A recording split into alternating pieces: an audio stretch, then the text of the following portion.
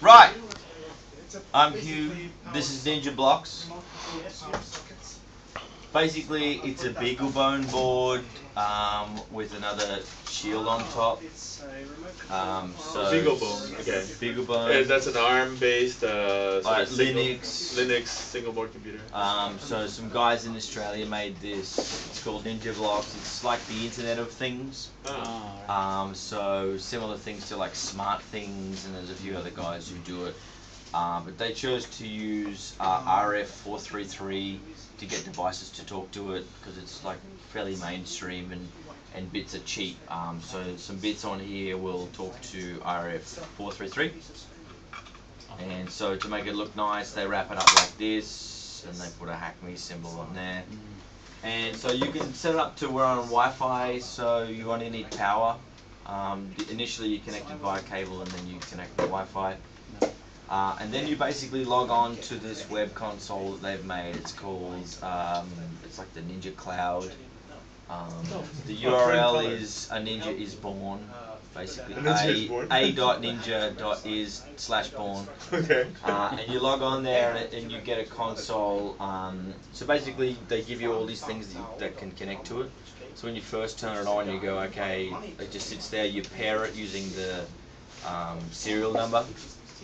And then, say for example, you want to connect this red button. You press the red button, and then it detects it. You can see the count going up here. So this is the red button. So basically, to give a simple example, you can put the red button on your front door, and if you're waiting for a courier to come to deliver something and you're at Starbucks or whatever, you can set it up so if red button gets pushed, send me a Twitter or send me an email, or it interfaces with Dropbox, Twitter, Twilio, tons of stuff. You can set up what you want. So these devices connect over RF433, so you don't need to use XB. So it's very cheap. 433 megahertz. Right, like okay. your garage door, yeah, that kind of stuff. So when you buy the kit, you get temperature, humidity, you get a red button, you get a motion sensor, and they'll run on batteries, and they last, well, none of them have died yet as far as I know, so it lasts like a year or two. Is this popular in Iraq? I don't know. Maybe so. I'm just thinking about that red button.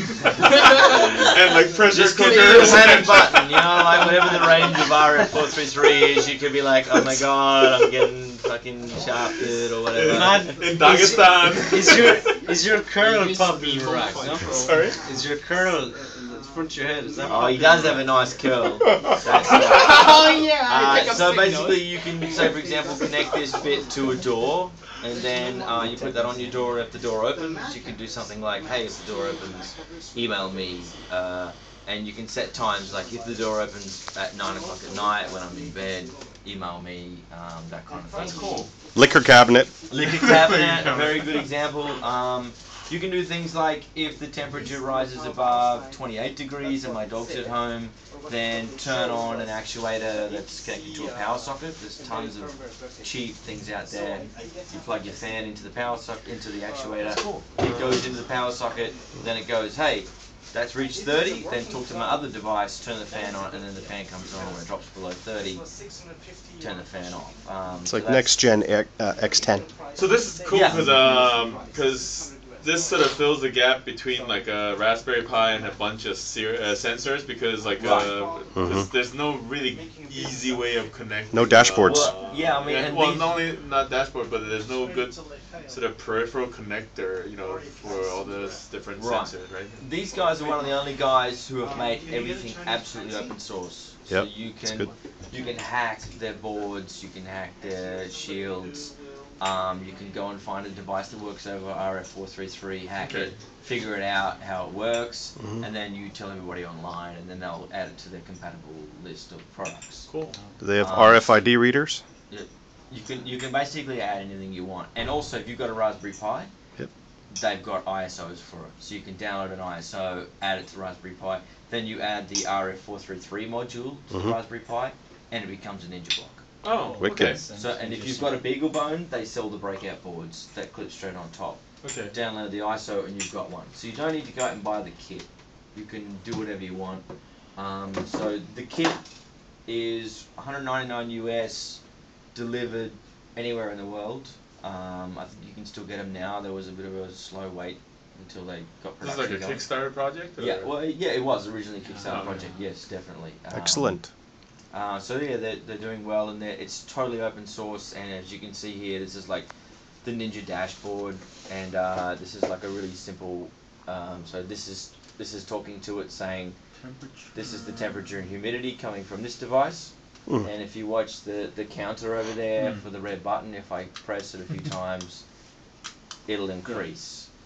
So this laptop can be anywhere you want, in the middle of the world, in the middle of Russia, on 3G connection. It'll pick this up from home. Someone's at your home pressing the button. Someone walks past the motion sensor, it picks it up. So it's totally anywhere you want. The simplest way to show how it works is like, it's called Nina's Eyes. I don't know why they call it, but they call this device Nina. No, okay. So if you want to change the color of Nina's eyes, you just go, so let's call them, like, I don't know, let's make them red. Oh, that's cool.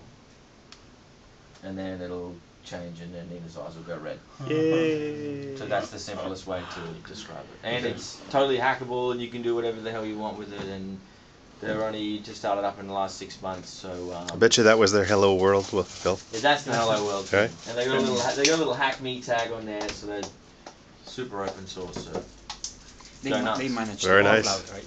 They have their own cloud. yeah, the cloud's hosted You on their connect own to their- servers to their in the servers, US.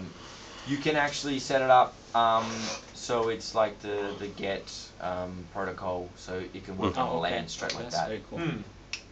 So you can do it, control LEDs. You can get it to essentially do whatever you want. It's cool. So it's got an embedded web server as well? Well, because it's a Unix, Well, this is the Linux web box, server, right? and this sends probably API commands to this, and then it picks it up, and vice versa, goes back and forth. That's all I know. I only just got it. Well, that was a lot. Thank you very Oh, much. Thank you. Thank you. Thank you. Stop it!